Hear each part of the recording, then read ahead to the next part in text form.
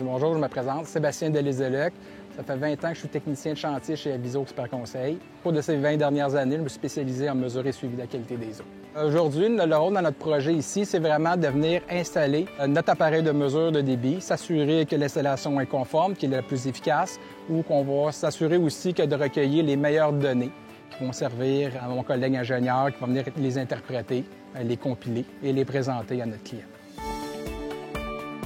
Souvent, les municipalités ne vont pas nous appeler spécifiquement pour mesurer le débit parce que ce n'est pas eux qui font les études, mais ils vont nous appeler pour faire une étude, par exemple, pour comprendre pourquoi un secteur va être inondé ou pourquoi un secteur va être en érosion. Puis nous, on va avoir besoin de connaître le débit pour répondre à leurs questions. Alors aujourd'hui, on a déployé l'ADCP. C'est un profileur acoustique à effet Doppler. C'est un appareil qui permet de mesurer la vitesse et la profondeur simultanément. Quand on le traverse d'un bord à l'autre du cours d'eau, il va aussi savoir à quelle distance il est de la berge.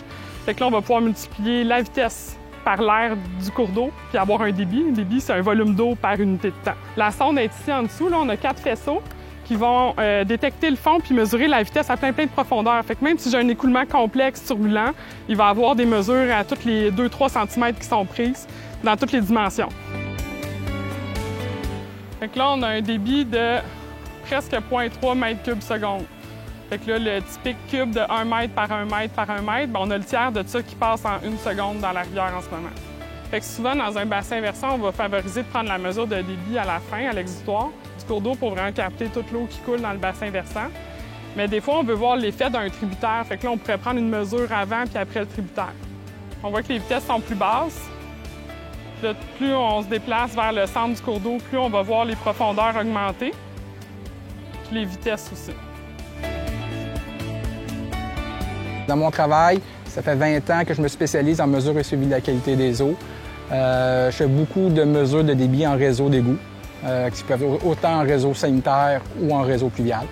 On va venir installer, on a beaucoup de mandats qu'on va devoir installer des appareils de mesure de débit qui vont mesurer le débit d'eau dans les réseaux en continu pendant plusieurs semaines, qui peut varier de 1 à 26 semaines, mais des fois même plus longtemps. Puis on va regarder comment notre réseau d'égout va réagir aux événements de pluie. Souvent, c'est ça qu'on veut voir.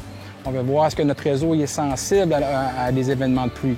On voit qu'aujourd'hui, avec les changements climatiques, la météo est très évolutive. On a des événements de pluie qui sont de plus en plus importants.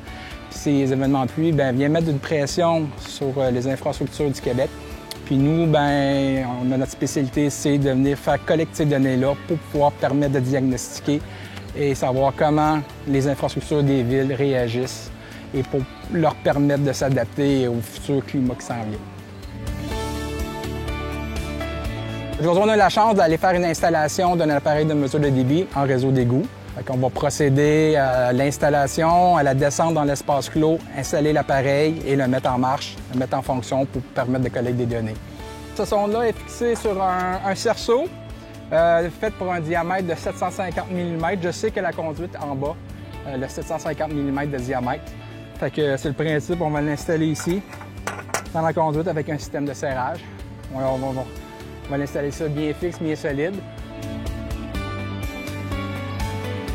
Ici, on a un détecteur 4 gaz qui va analyser l'environnement en bas, qui nous dit le taux d'oxygène, s'il y a la présence de H2S, de CO ou bien de gaz explosif.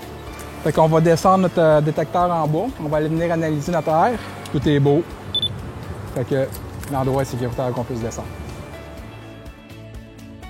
Ici, on a notre sonde hauteur-vitesse qu'on va venir installer dans notre conduite ici de 750 mm de diamètre.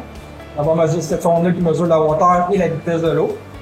Donc, on a notre cerceau platien, on vient l'installer ici. Après ça, on sort le système, s'assurer que c'est bien fixe.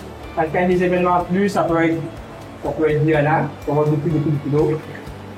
S'assurer que c'est bien serré. Et voilà, c'est fait. Ce qui va rester, c'est ajuster notre hauteur d'eau. On prend notre règle. On vient faire une lecture manuelle de la hauteur d'eau.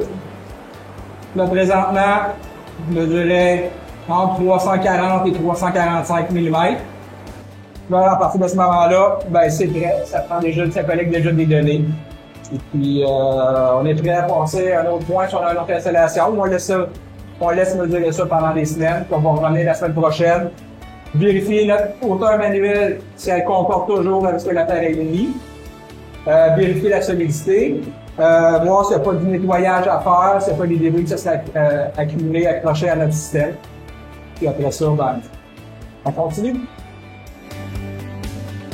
Les données collectées par nos appareils sont utilisées par d'autres firmes d'ingénieurs pour faire de la modélisation de réseaux, pour s'assurer que nos réseaux répondent aux besoins actuels, mais aussi pour les horizons de développement futurs dans un contexte de changement climatique. Nos données sont aussi utilisées pour diagnostiquer des problématiques de réseau, expliquer des problématiques de refoulement ou de débordement d'eau usée à l'environnement. Donc, on a à l'écran ici les données qui sont collectées par l'appareil en continu. Présentement, on a une semaine de collecte de données. Ce qu'on veut voir dans ce genre de tracé-là, c'est la continuité, premièrement, des données, qui est très belle dans ce cas-là. Et c'est exactement ce que nos clients veulent voir comme réaction aussi. Dans ce cas-là, ce qu'on peut voir, c'est qu'on avait une hauteur de 250 mm et pendant qu'il y a eu la pluie, on est monté jusqu'à 1 mètre d'eau dans la conduite. Et ça a généré des débits qui sont passés de 50 litres seconde, par exemple, à du 350 litres seconde pendant la pluie. Ça peut très bien expliquer des situations de refoulement d'égouts ou de débordement d'eau usée à l'environnement. Pour tous ceux qui aiment l'aventure, qui aiment de se mettre les mains dedans, de vivre le concret, d'être au courant, de vraiment sentir le système, ben les jobs de technicien, ben c'est des jobs pour vous. Fait que ceux qui ont de l'intérêt pour ce type d'emploi-là, ben je vous invite à continuer vos études dans le domaine.